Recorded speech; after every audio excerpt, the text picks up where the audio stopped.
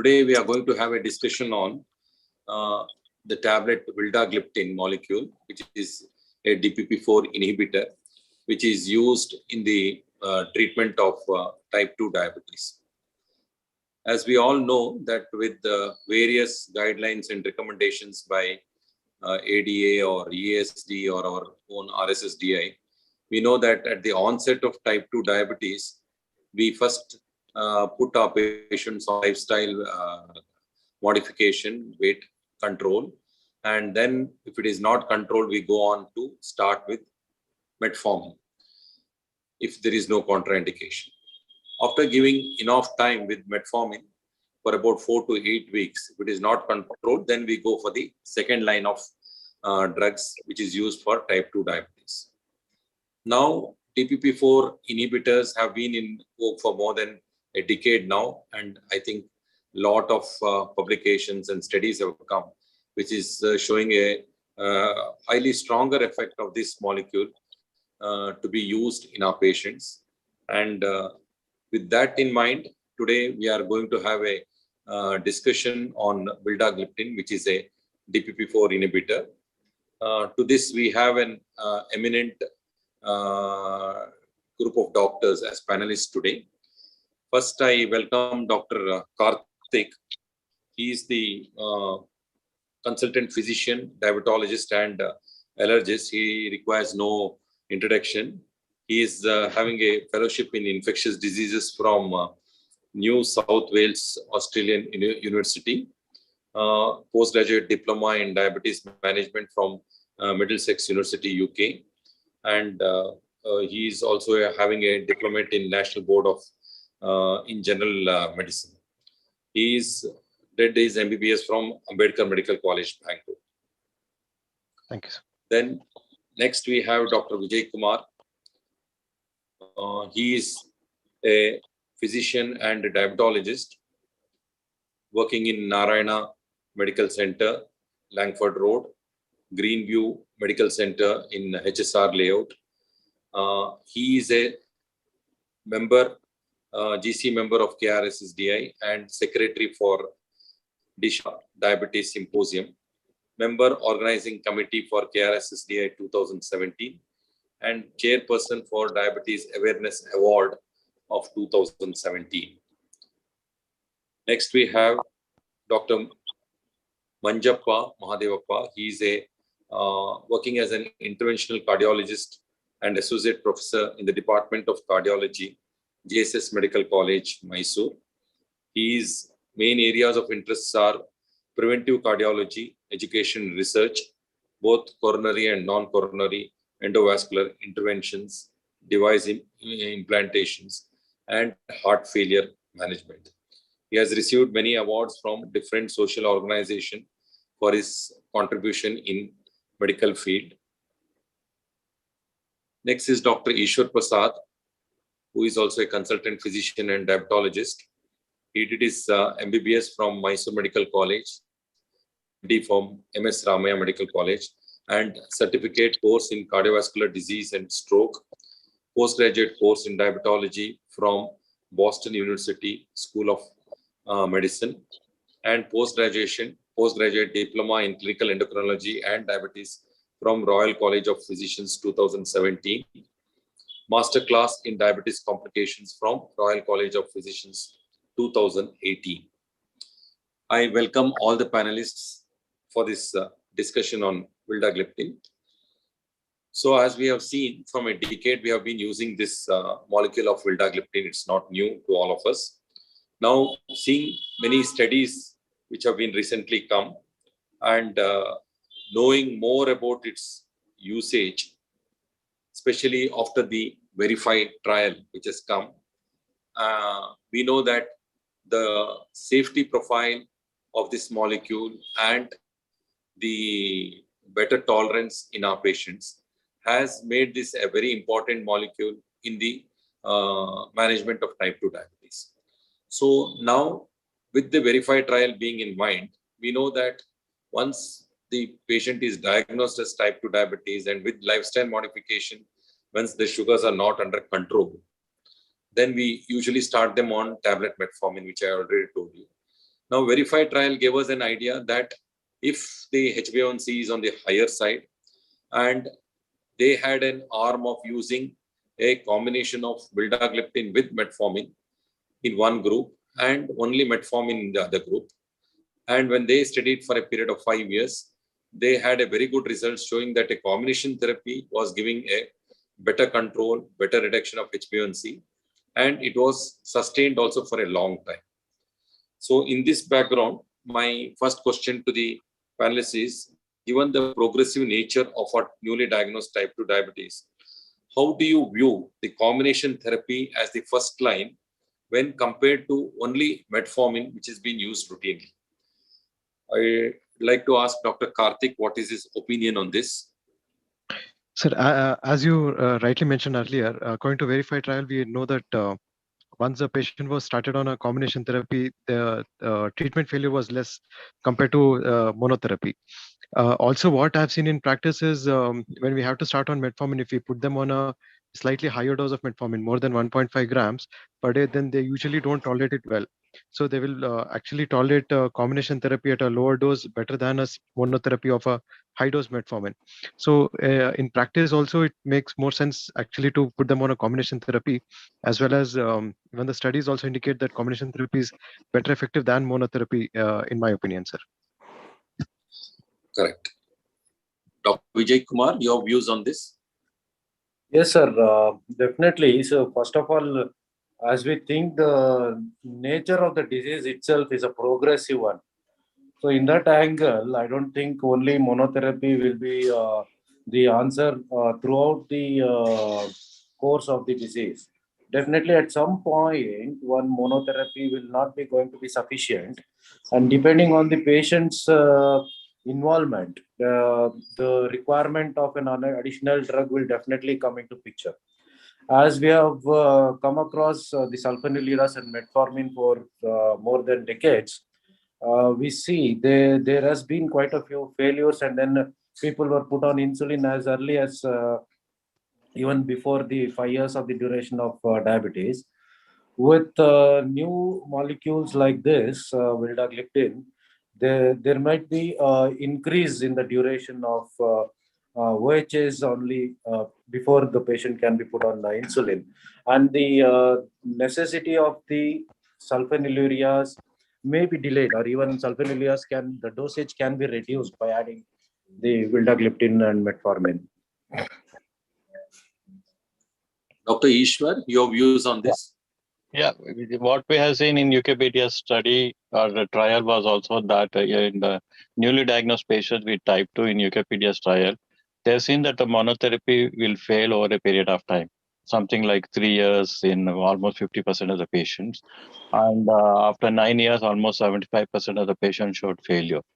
So it is better to add for the early combination, that is hit early and hit hard, so that the blood sugar is maintained without hypoglycemia.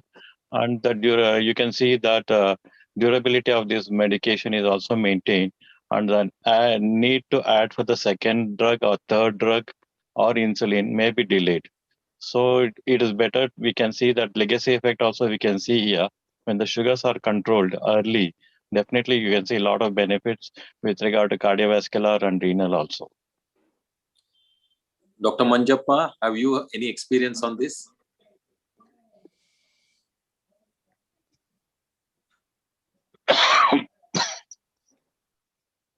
Is he there? I couldn't see him, Dr. Manjappa. I don't think he is there. I don't think he's there, sir. He's not logged in, I think. Right. Then even I am of the same view of all of what you have told now, that initially, unless, if the HbA1c is very mild, that is less than 7 or even 7.2, then probably metformin is a good choice. It can control, and going ahead with the good lifestyle modification and diet control, patient can be controlled for a longer time. But if at the onset of the diagnosis, if the HbA1c is say more than 7.5%, which most of our cases of our patients are, then there is a better objective of starting them with a combination therapy. Because as Dr. Ishwar said, that UKPDS study gave us a very clear indication that by 3 years, more than 50% of them will have developed resistance, and they would require second drug or even third drug by the 5th year. So instead of getting into more number of drugs, if we start them on a combination at the onset, whichever patients are having a higher HbA1c, it was found in the verified trial that the control of sugars were faster. That is, HbA1c used to be reduced considerably. And secondly, it was sustained for a long time. Glycemic sustenance was seen for a long time, which is very good in the prevention of cardiovascular and other complications. So we rightfully, I think, agree that if the HbA1c is high at the onset of type 2 diabetes, it's always better. Initially, also, we were starting on a combination that was a sulfonylurea with metformin. But after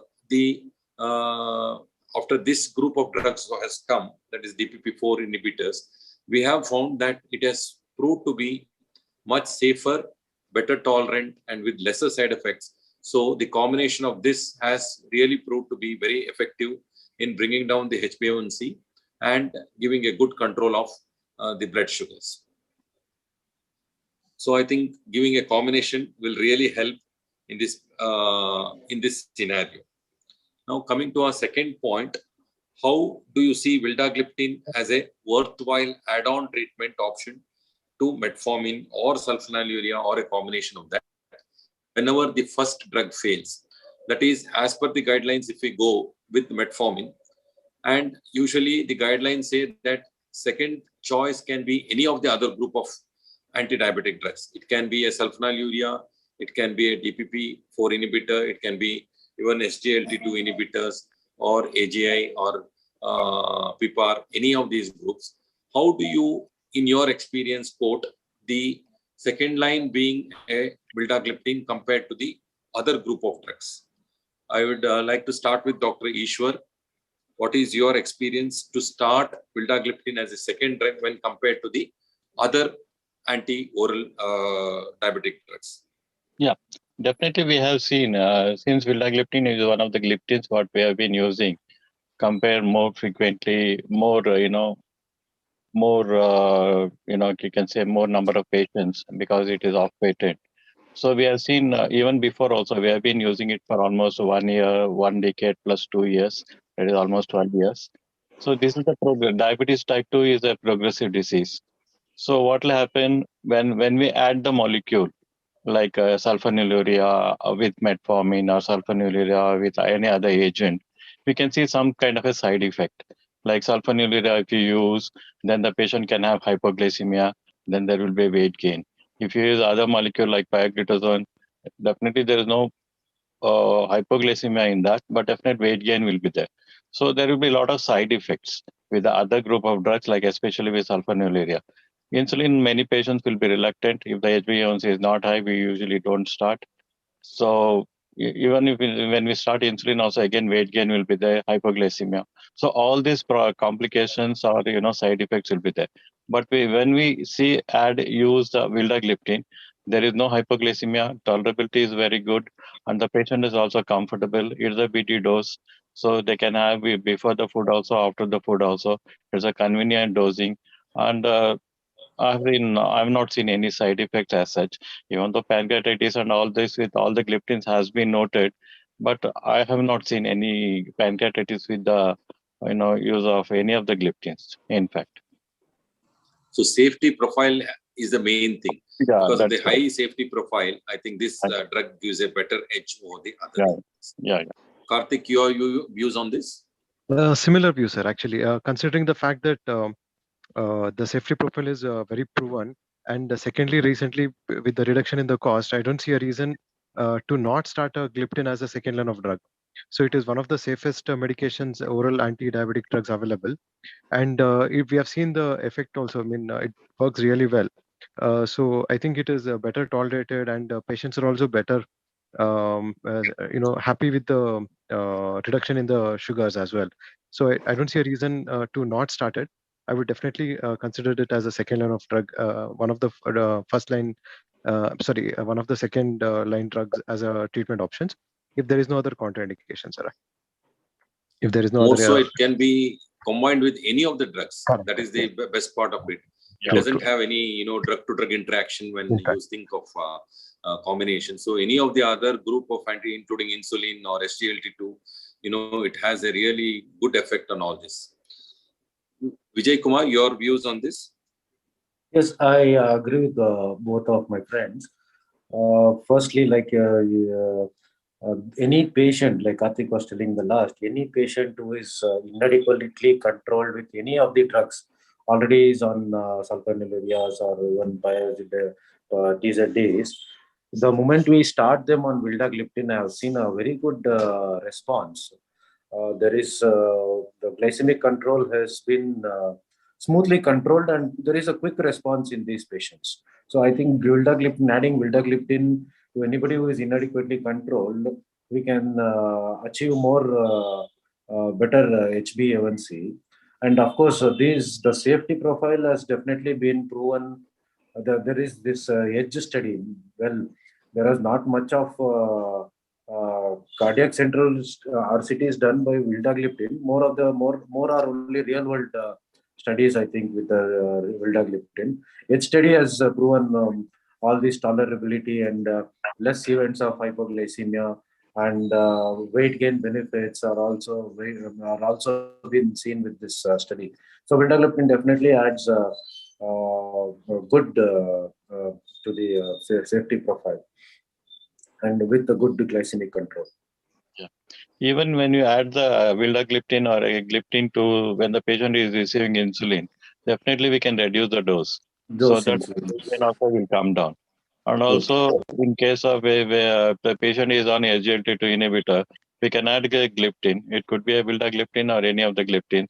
We can see that only when we start the SGLT2 initially, it is going to excrete a lot of sugars through the urine. And in one of the counter regulatory mechanisms, the patient will have increased glucagon, because that is leading to increased hepatic glucose production.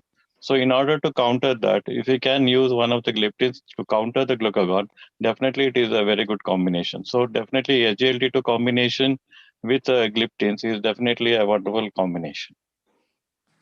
Exactly. With any group of drugs, it has a very positive effect. In fact, it can reduce the dose in some. It can have the counter-regulatory effect, what you said, or even the cost for the patient sometimes comes down, especially if you combine with the metformin group. Right. So in that way, this is being proved to be a very safe drug, tolerated well. And what we see in the patients is very negligible side effects. They don't usually come with any much of side effects when we use this drug. So that way it is most patient friendly if you consider in that way. So I think we agree with all of us agree on the same line that once metformin is with metformin, if the sugars are not controlled, I think the best bet would be to start one of the DPP4 inhibitors like vildagliptin, which will definitely help in a safer profile and tolerability of the patient, and bringing down the HbA1c to a better aspect so that the sugars are under control. So we know that vildagliptin has many good effects, so it will not come in the way of the other drugs also.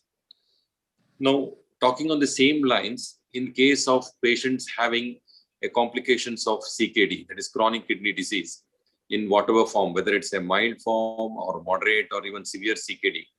What is your experience in using vildagliptin in these patients?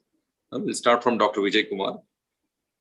Yes, vildagliptin, I have not seen any complications that has happened in using in CKD. Well, there is a dose reduction that is with vildagliptin, half the dose, 50 mg. At least in end-stage renal disease, definitely I think it is better to be avoided, because but however, vildagliptin has showed safety profile with half dose. It has not caused any progression of the renal outcomes. So I think vildagliptin is one of the better medicine to have a smooth control. When we have less choice, then we can also, like we said, insulin dose can be reduced by using vildagliptin. So we have half dose of vildagliptin has done good job. So I have not seen any much of complications in my practice actually. Karthik, you have used? Sir, I have used it in mild to moderate CKD. So I used it a reduced dose as Vijay sir was telling. But in end-stage renal disease, I would prefer a safer alternative rather than vildagliptin for medical legal as well as for a safety profile. So it is better tolerated. So in mild to moderate, I definitely see no reason to worry about. Again, when we are using with the insulin, I am extremely careful. I usually inform the patients regarding possibility of hypoglycemia, and they're usually tolerated well, sir, if they're on this thing reduced dose. So best part is it doesn't cause any hypoglycemia. Correct. We know that once the patient goes into CKD, they are more prone for developing hypoglycemia, and all the other groups are, very vulnerable to bring down the sugars faster. So compared to them, I think vildagliptin stands apart that it doesn't cause any hypoglycemia, so that the patient can be safely put on that and told very clearly that it is more safer. Ishwar, you would like to add anything? Yeah. So maintenance of glycemia, that is a good sugar control, is very important in CKD. So not only that, you have to have a good blood pressure control also, so as to reduce the progression. So in this way, whenever we are using gliptin like vildagliptin, definitely it is helpful in reducing the hypoglycemic episodes, and the tolerability is also very good. So only thing is we have to reduce the dosage of, we have to monitor the EGFR and reduce the dosage. If the patient's EGFR is 60 and above, we can use the full dose, like 100 mg per day. And if the EGFR is less than 60, then we have to reduce by 50%, that is 50 milligrams per day. Otherwise, it's a very good molecule even in CKD, and I have used it up to EGFR of 30%. Correct. It can be used quite safely with a reduction of doses. Yeah. So what we find in clinical practice is finally that whenever a patient goes into nephropathy or CKD problems, two things. One is one side, their sugars has to be very tightly controlled, because that itself is a cause for developing a further progression of a renal disease. At the same time, drugs has to be monitored, titrated, because drugs themselves can cause side effects like weight gain or even hypoglycemia.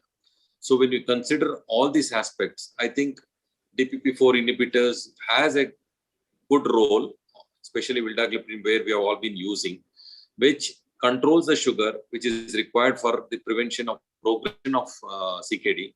At the same time, not giving any side effects to the patients who can safely take. No doubt insulin is there, but insulin, as you know, has to be titrated, monitored regularly. Even 3 times a day, they have to check their sugars and do it. Whereas if they are on vildagliptin, they need not, check the sugar so often, because it is safely, doesn't cause any hypoglycemia. So they can rely upon the clinical effects and go ahead with this. So I think the common conclusion for all this is that vildagliptin is relatively very safe in CKD. It can be started in any stage. Stage 1, stage 2 is very, very comfortable. But as it goes, that EGFR is going lower, then we have to be careful, reduce the dose of vildagliptin. Of course, keep a watch on the sugars also, and see that it can help in the further progression of CKD. Next, we have in elderly people, which is again a subset of our diabetic population. As their age advances, we know that so many drugs can cause problems. Other problem with elderly people are they are already having a lot of comorbid conditions. They may be having cardiovascular problems. They can be having even strokes or neurological problems. So there again, the choice of an anti-diabetic becomes very important whenever we are selecting a anti-diabetic drugs. So in this context, again, DPP-4 has an important role due to their safety profile, especially in elderly. Karthik, what is your experience in this? Yes, sir, definitely. As you mentioned, especially with so many comorbidities, with the increasing healthcare infrastructure and longevity getting better, we are seeing more and more comorbid patients coming with a lot of diabetic with comorbid conditions. So in such a scenario, we have to make sure that there is no drug-to-drug interaction and as well as the complications of the diabetic drugs also should not lead to worsening of their existing conditions. Like, for example, pioglitazone can worsen their heart failure, or sulfonylureas, if they have recurrent hypoglycemias, they can end up in increased severe morbidity. So considering all these factors, DPP-4 inhibitors are definitely a safer line of drugs to be used in elderly population. I would definitely consider them as one of the best drugs available for elderly populations. Exactly. Because of a lot of comorbidities, this is more safer when compared to the other. Ishwar, your experience on this? Yes, sir. So the patient, usually elderly patients, so we don't want the patient to go for hypoglycemia. That's the main thing. Elderly patient already they will be having so many comorbidities. It can be cardiovascular, CKD, and so many like postural hypertension. So many things they'll be having. So along with that, if the patient lands up with hypoglycemia, then it will be still, they'll end up in hospital early, and all the complications can happen. So to prevent hypoglycemia and in the patients in the elderly, it is always safe to use gliptins. So we have to monitor the eGFR as such in the elderly patient, and if dose modification is required, if eGFR, most of the patients will have a higher GFR of more than 60 only, unless they have a CRF or chronic kidney disease, then only we have to reduce the dosage. Otherwise, it's quite a safe drug. Only thing is, I don't want to start the patient if the patient already has a heart failure. If the patient is already having a heart failure, and it is better to not start the medications. So it's better to use an SGLT2 inhibitor or an insulin. So otherwise, it's a quite safe drug in all patients with elderly patient is very safe. So considering a lot of aspects, it is a very safe drug. Probably we have to keep some things in mind like heart failure and all in elderly people. But definitely, even if the patients are having some CNS complications or even liver complications, I think DPP-4 inhibitors still are a better choice. But of course, even sometimes the dose has to be titrated. Maybe given them in a smaller dose so that they can tolerate it better. And see, we don't really require a very tight control of sugars in the elderly people. We are even safer, see, if the HbA1c is around 7% or even up to 7.5%. We are not much worried about that. Yeah. So in that cases, if you titrate the dose and put them on that, I think it is more beneficial. Vijay Kumar, your views on this usage in old elderly people? Definitely, sir. Safety is the first thing we have to put in any elderly before we look at the targets. So, how safely we reach the target is a big challenge in elderly people. Will like yourself and our friends Ishwar and Karthik said, we'll have to first assess their renal and heart status, cardiac status. Based on that, we can look at the dosage adjustment if required. And of course, the CNS part has to be looked closely, and also their mental stability also comes into picture when when it comes to the elderly. Some people might be having some mild Alzheimer's or Parkinson's or any of the other these conditions. Some there may have some forgetting or overdosing pictures sometimes. If such people will have to look at using gliptins as a baseline, and then adjust the other glycemic excursion using other OHAs or insulin in a minimal doses, so that we have at least a baseline good control. So gliptins like vildagliptin play a good role in elderly, and I don't see any tolerability issues or even any risk of hypoglycemia increased in these elderly. So it's a very safe and good one to be used on gliptin for these elderly people. So I think very valid point that elderly people sometimes tend to overdose or underdose. In those cases also, Vilda is very safe without causing much of a problem. I welcome Dr. Manjappa. I think he has joined now, right? I'm not able to see his video. Yeah, good evening, sir. There is some network problem here. That's why I was coming off and on. Thank you. Good evening to all the panelists. It was a wonderful discussion. I was just listening to all. I think when it comes to elderly also, I think most of them, all the panelists have made their points.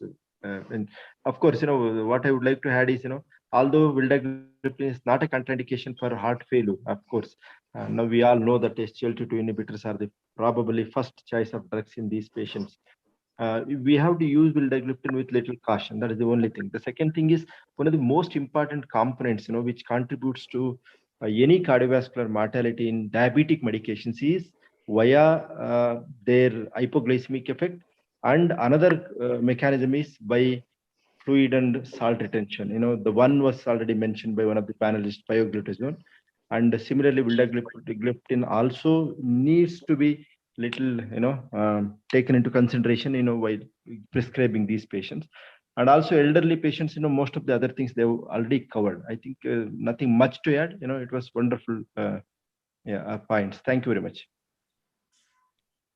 I think we all agree that it is one of the most safest drug in elderly people with so many benefits it has, especially the hypoglycemic effect, because it doesn't have hypoglycemic effect, which Dr. Manjappa also very nicely added, that is the main cause for cardiovascular complications. So, which is a really boon to the elderly people. When you consider even compared to insulin or sulfonylureas, they're all more prone for hypoglycemia. And I think very rightly that in the hospitals also we see a lot of people getting admitted for hypoglycemia who are on either insulin or other group of anti-diabetic drugs. With vildagliptin, I think it's one of the safest and can prevent people going into complications. So when we consider the elderly group, especially with so many comorbidities, I think DPP-4 inhibitor, especially vildagliptin, is one of the safest drug to consider as the first choice when compared to the other drugs. Or then if it is not controlled, we can definitely add the other drugs in the suitable dosages which is required. Now moving on to the next point, cardiovascular safety. We know that our diabetic patients have a lot of cardiovascular complications. It could be heart failures, it could be associated MIs, or even cardiomyopathies and all. I would like to ask Dr. Manjappa that in his experience, how safe he has found DPP-4 inhibitors, in particular vildagliptin, when he considers these cardiovascular complications in his patients.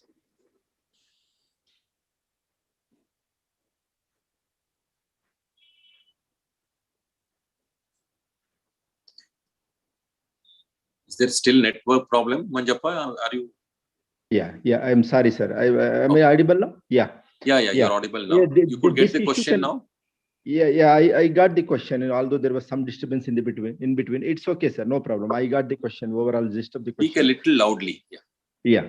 So now this can be answered in from the two angles. When we are trying to use these medications in patients who are healthy, who are not having overt cardiovascular problem, and those who are having overt cardiovascular problem. So when those patients who are not having overt cardiovascular problem, these medications are wonderful because they do not contribute directly to any increased cardiovascular mortality, unlike other group of medications, such as, for example, your sulfonylurea, for that matter, even your thiazolidinediones, other group of medications, etc. So that is one thing. In patients who are having overt cardiovascular disease, whether it is myocardial infarction, a dilated cardiomyopathy, or heart failure with reduced ejection fraction, heart failure with preserved ejection fraction. So all those things, okay, then we have to exercise little caution. But again, it all depends on what are the other comorbidities these patients are having along with cardiovascular comorbidities. So now what I would like to say is that although it is not a contraindication, we have to exercise some caution. So now even in 2021 ESC guidelines recommendation, that recently got concluded, I think one of the wonderful groups of medication that recently have been added to manage cardiovascular diseases is, for example, SGLT2 inhibitor. So although these DPP4 inhibitors are not directly in line or in the armamentarium in dealing with all these patients, so these are not contraindications and they are very much safer drugs, especially vildagliptin. So I think we can use. There is absolutely nothing wrong. Of course, given a choice, I would rather use other medications first and then add on this particular group of medications at a later stage. So that's my take. And we routinely use, even in heart failure, it doesn't exaggerate. Even anecdotal experience also, there is nothing increased hospitalization or quality of life. Any of those parameters are not affected by vildagliptin. So, however, we have to exercise little caution, when you are adding with other medications because of the probable potential of, hypoglycemia and other things. Although they are per se, they may not actually cause significant level of or significant degree of hypoglycemia. Yeah. Thank you, sir. Thank you, Manjappa. It was a good advice. So I think after the advent of SGLT2 inhibitors, I think, and more studies which have come, probably cardiovascular safety wise, that has overtaken DPP4 inhibitors. I think we should all agree with that. So what he told was very true, that those are the first line drugs in case of heart problems. Who are already having heart problems, I think we should consider them as the first line of anti-diabetic drugs when compared to DPP4 inhibitors. Though DPP4 inhibitors are not contraindicated, but when we have a better choice of drugs, I think we should pass on the benefit to our patients with them. Your view, Ishwar, on this? Yeah, definitely it is good. But I think in US there is a black bug warnings, especially with regard to heart failure. So using in heart failure patients, I think it is, I am not comfortable, but even though it is somewhat safe, but if the patient is already having heart failure, I'm not, keen to start on the medication because other newer medications like SGLT2 inhibitors are available. But otherwise, it's a good molecule. There is no problem otherwise. Exactly. Karthik, your views on this? Yes, sir. Similar. So considering the CV benefit, SGLT2 is the first line. Considering the CV safety, we can consider always a DPP4 inhibitor.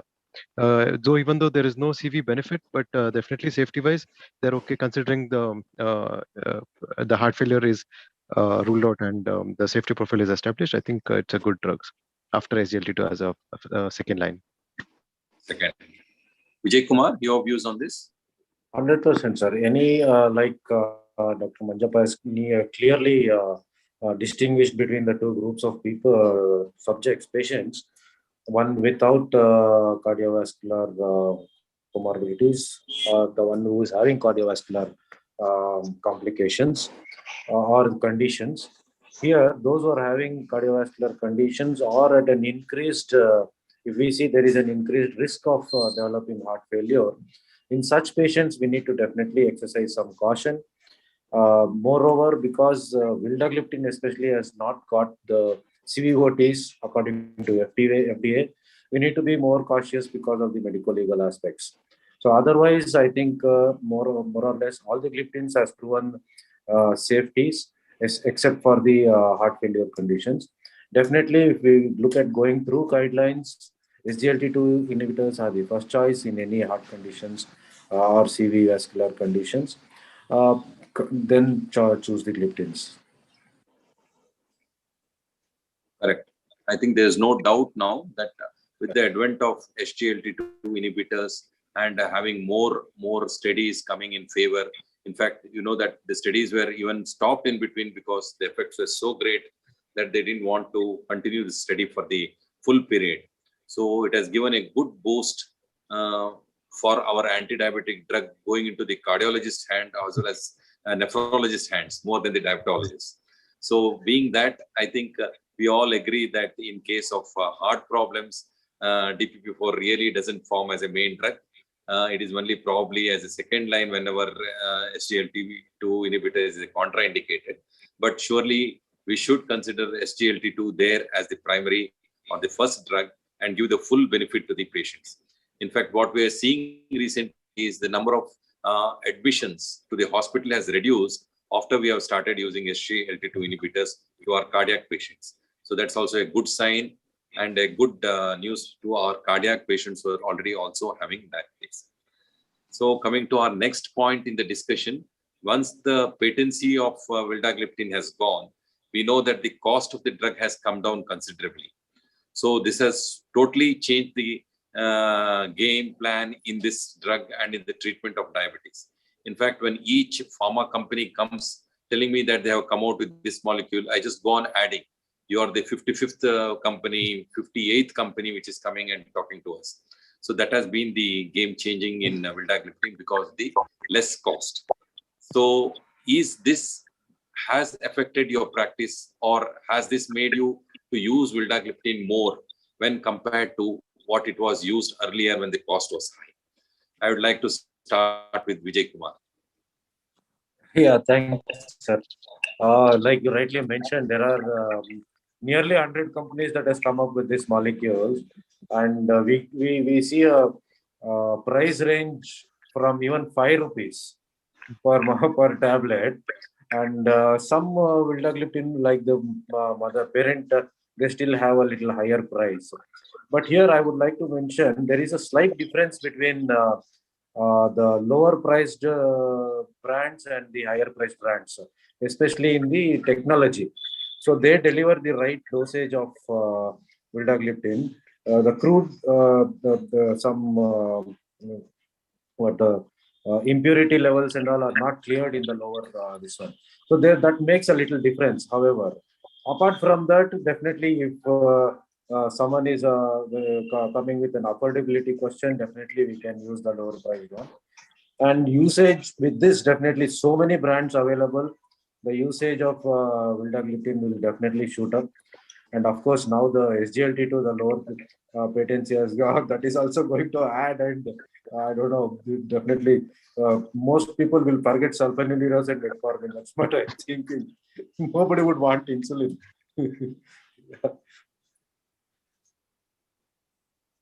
Ishwar, your views on this? Yes, sir. So with the off patent, definitely the cost has come down.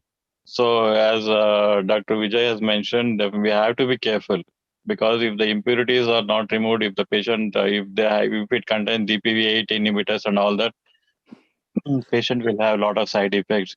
It can be rhinitis, it can be loose motion.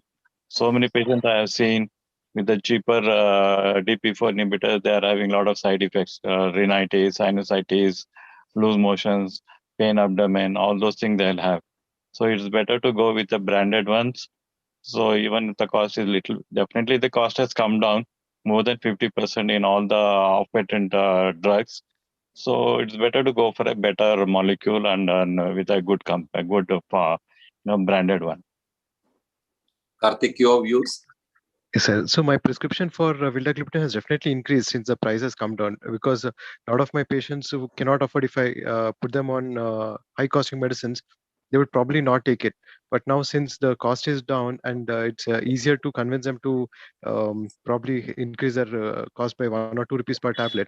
But as the other panelists were telling, it's always better to be sure about the molecule per se, and not go for the cheapest one and try to get one, especially I know I don't want to take on this thing, but it's a lot of this thing is available freely in the market. So some of them, as sir was telling, we do see a lot of side effects. Some of them actually had a bullous lesions as well. So I had been referred a lot of patients for bullous lesions as well. So considering all these facts, I think it would be safer to put them on a more purer form of DPP4 inhibitors. Dr. Manjappa, you had any experience in this? Yes, sir. I will agree with most of the panelists. Of course, cost is an important factor even in 2021 in a country like India. So if you ask me, there are a lot of my patients, who are not able to. Actually, basically, diabetes is such a nasty disease. You diagnose somebody now with, you start him on some metformin, and probably he is going to go on with this drug for another 6 months to 1 year, and then you start adding one after the other drug, and ultimately by the time he reaches 5 years or 10 years of his life with diabetes, so you will end up with at least 3 or 4 medications. And sometimes, including, there can be a stage where, OHF failure, and, you would stop responding to any of these medication. And then, you add this insulin and all those things. This is a nasty disease, basically. Even for a very, middle class man or woman, this will be very, very difficult to afford. So considering that, it is always, for me, I try to prescribe, but nevertheless, we have to keep these things in mind. The more impure forms or cheapest forms of these medications we try to prescribe, they may end up, paying via other ways, by developing serious side effects and all those things. So what I would try to do offset this one is by, probably choosing decent brands, trusting them. So because already the patent is off, most of them are available at an affordable cost. I think that is my take, as well as other panelists. So I think we all agree that India, because the incidence is also very high, we have a lot of patients.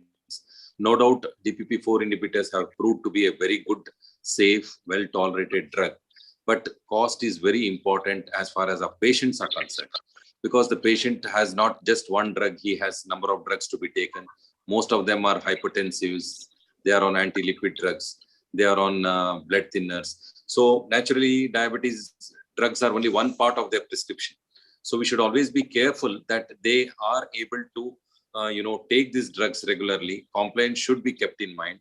In that respect, really, the off-patency and the lesser cost of the drug is a welcome to all of us. But as clinicians, I think we should be very careful in selecting which company and where is the purity of the disease, purity of the drug.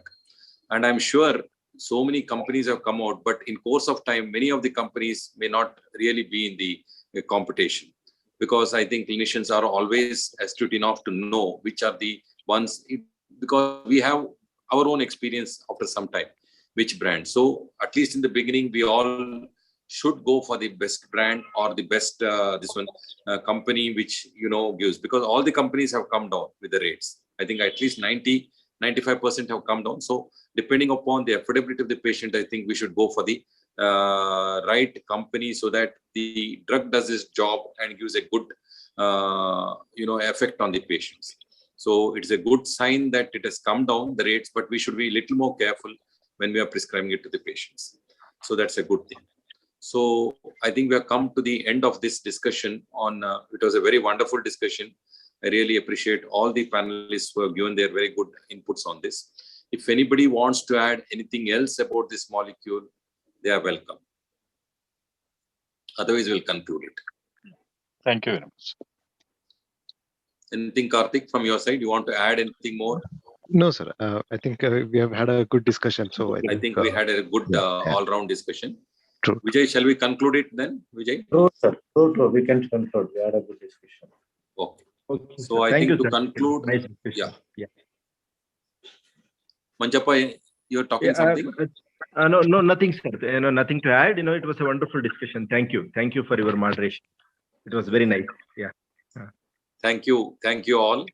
Especially thank Dr. Karthik, Dr. Ishwar, Dr. Vijay Kumar, and Dr. Manjappa for taking out time. It was a very lively discussion, fruitful discussion. We had a very good thing about vildagliptin, its usage, and all our experience so far. I think we should pass on this benefit. I also appeal to all the delegates that pass on this benefit to the patients, because you can have more safety profile and more longevity in our diabetic patients, because the incidence is high. We should take care of our patients.